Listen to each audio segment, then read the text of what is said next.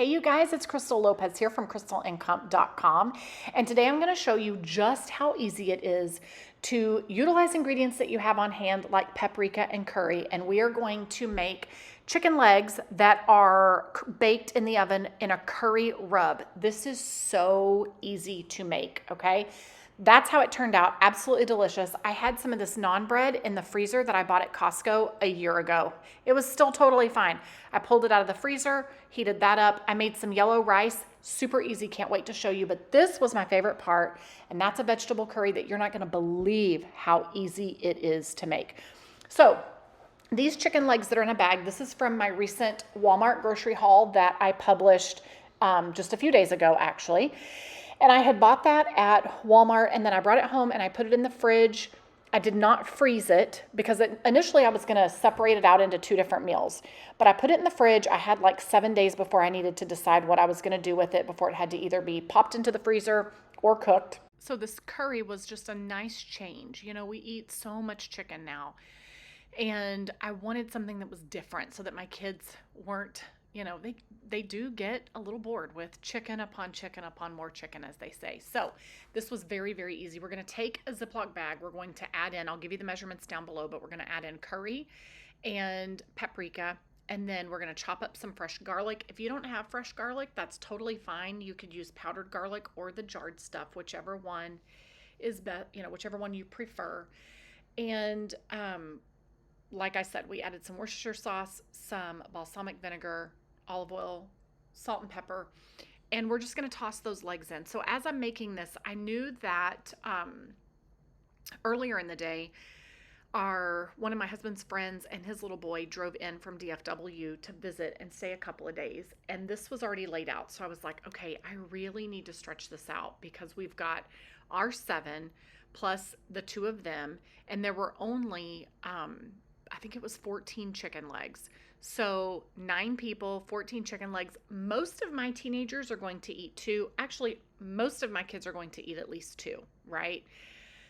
So I thought, how can I stretch this out? Well, then Kelsey had called and they were going to swing by after soccer practice, and I cannot have people in my house and not offer them food if we are eating or if I'm cooking. So I was like, okay, what can I do to stretch this out? Because I want to be able to feed anyone who is hungry or who wants food. So I put these chicken legs in the oven with the expectation that there would be at least 1 for each person, because 9, 10, 11, when we add Kelsey and Christian, Sophia was away at a soccer camp and David was working. So it was just the 2 of them. So I needed to feed at least 11 people. 14 chicken legs. So I thought, you know what? Look at how great those look. And really, just a little bit of rub goes a long way. They coat so well. Use a Ziploc bag to squish them around and coat them. It works like a charm. So I thought, you know, I've got that naan bread left in the freezer. I knew that it would be okay. I was going to make some rice, but still I wanted to have a little bit more. So I thought, you know, I've got all these vegetables. I've made a vegetable curry before, and it was really, really good. And so I thought, you know, that would go really well with this. Everybody can have a chicken leg, and then we will have this vegetable curry. So that's what I did. All right, I do like to give my countertops. I don't always show that in the video, just like I don't always show me washing my hands. But I do like to clean off my countertop if I've been working with chicken and clean out my sink a little bit. So because I had dumped the rest of that goo or whatever that's in the bottom of the chicken leg bag, I had dumped it into the garbage disposal down the drain so that it wouldn't come out in my trash, you know. All right, so that's going in the oven, and now we're going to get this rice going. Actually, we're going to get the curry going first. So guys, I'm telling you, some fresh garlic goes a long way. Garlic, olive oil, and onion go such a long way. So I've got a couple of garlic cloves that I'm just chopping up real good. We're going to put some olive oil down in the bottom of that. That is my trusted Dutch oven that is cast iron and coated. I love that thing. I use it all the time. And then we're going to take some onion and chop it up and put it in there as well. That just adds some good savoriness to it, and it's just a great vegetable. We're making a vegetable curry, so makes sense to add this as well. So we're going to get that done real quick. Then I had some sweet potatoes, so I peeled and diced 2 of those. Something else you could do, depending on what time of year it is do butternut squash instead, or any nice firm squash. I wouldn't do spaghetti squash. But whatever you do, peel it, and then we want to dice it up into even size pieces as best as you can, because we want to make sure that all of that root vegetable or that squash, whichever you end up using, that it cooks quickly and it cooks at the same, all of it cooks at the same speed. You don't want to have a bunch that's too small and cooks too fast and then it becomes mush. We really don't want that in this curry. So we are just going to get these washed off a little bit and then diced up into nice little pieces. If you do decide to go the butternut squash route, you could certainly buy frozen butternut squash cubes and then just throw them in frozen, and they will cook down at the same speed as, as everything else is cooking. That would be another great option as well. That would work great. As we're finishing up the sweet potatoes, before we move on to the carrots, I just want to say, look in your fridge and whatever you have will work. Don't feel like you have to use exactly what I'm using here. You can use, I've used cauliflower in this. It is actually very, very good. There are so many different vegetables. You could put radishes in this. You could put turnips in it.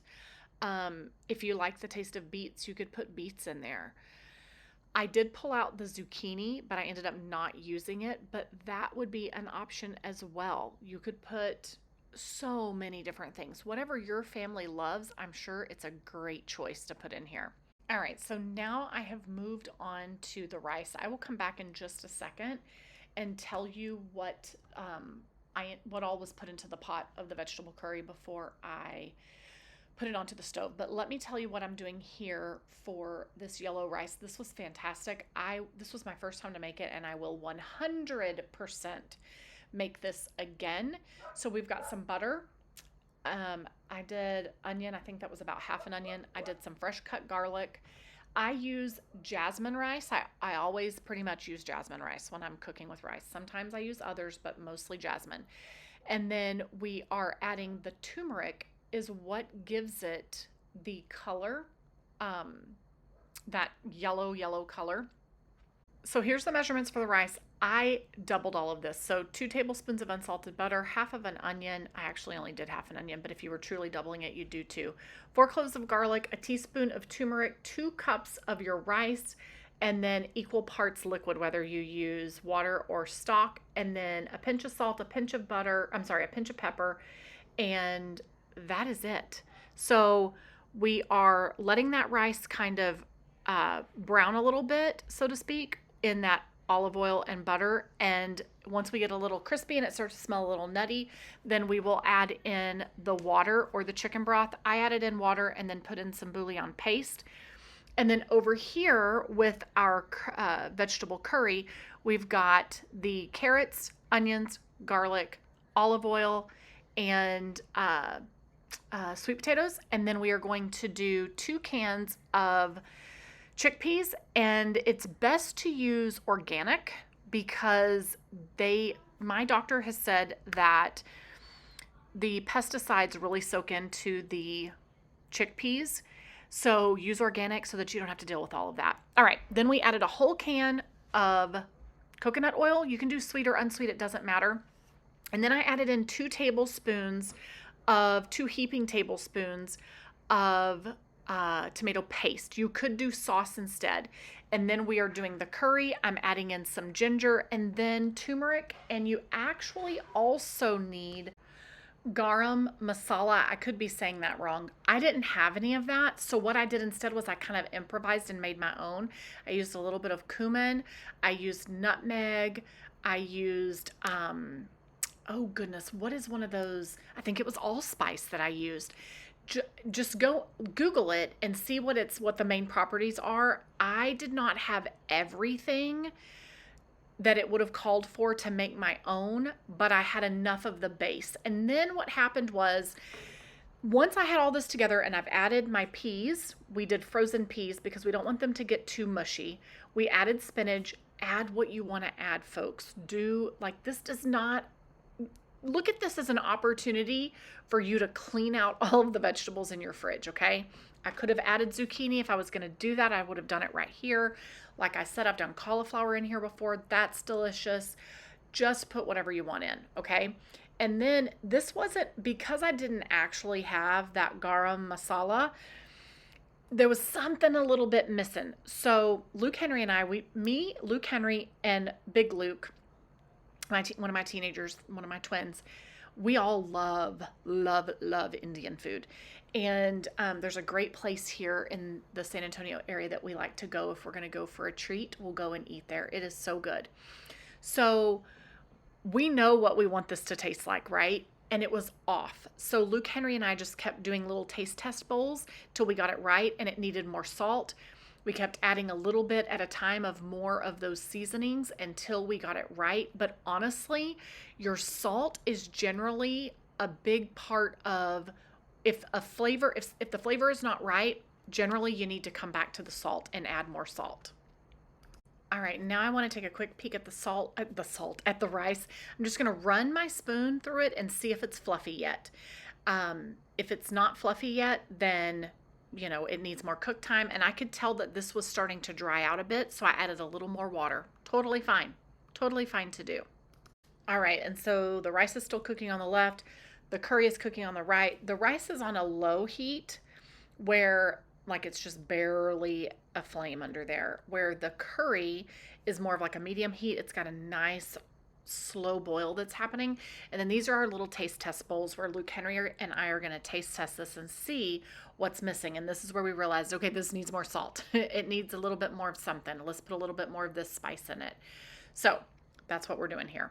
So after we add more salt, we'll get it nice and stirred up, let it cook for a few seconds, maybe 30 seconds or so, to kind of let all those things combine. Remember, this video is sped up very quickly. And then we're going to get another bowl, and we're going to taste test it again. I'm all about the little taste test bowls. I use those little bowls all the time. If I'm making spaghetti sauce, if I'm making something, a soup, something like this, I want to make sure that my seasonings are right before I serve it to everybody. And once you put too much in, you can't take it out. So I just do a little by little by little and do taste testing along the way until I get it right where I want it. So I've decided after some more taste testing that it needs some more tomato paste. So we're going to add some more in there until I ended up doing the whole can, actually. Because remember, I doubled this. So, except I didn't double the onion, but I doubled everything else. So, just really, you need to taste it. That's really what you need to do. You need to taste your stuff before you serve it to somebody, and just get your seasonings right where you want it. Okay, and adding that additional tomato paste, you see how much deeper it made the color of the curry. Things are looking better now. I got this right where I want it. Get my salts right, get my other seasonings right, get the tomato paste right, and this is going to be spot on.